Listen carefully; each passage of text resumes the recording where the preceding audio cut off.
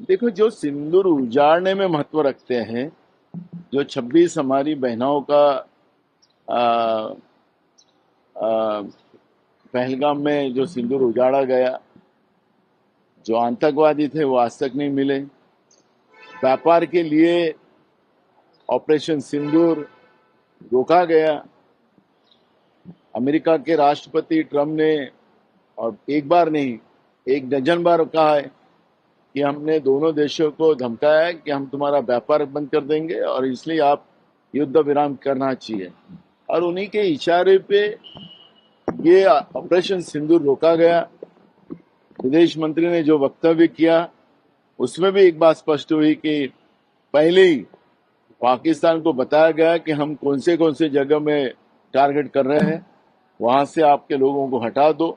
तो इसका मतलब है कि कंप्यूटर में जो छोटे बच्चे गेम खेलते हैं वो गेम खेला गया, और जो आतंकवादियों ने हमारी बहनों का सिंदूर छीना था उनके बारे में देश के प्रधानमंत्री ने क्यों नहीं बात रखी। ये भी सवाल देश की जनता के सामने है।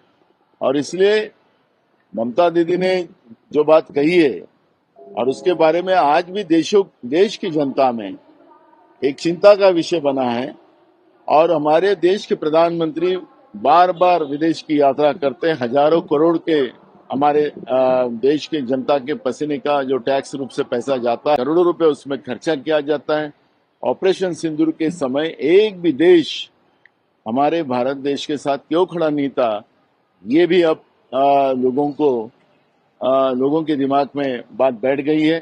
पुलवामा के घटना में भी अभी तक पता क्यों नहीं चला, 2019 में ये घटना हुई, उस बारे में भी लोग अब चर्चा करने लग गए हैं। और मोदी जी जो जो बार बार झूठ बोल रहे सुबह से रात तक, अब ये झूठ देश के सामने नहीं चलेगा। ये सरकार में तीन तिगाड़ा काम बिगाड़ा चल रहा है। आपस में ही बहुत बड़ा संघर्ष इस सरकार में है। और ये सत्ता के लिए एक साथ आए, राज्य की जनता के लिए एक साथ नहीं आए। और जो ज्यादा कौन मलाई खा सकता है, इसके ऊपर ये सरकार का काम चल रहा है और उसमें इनके झगड़े चल रहे हैं।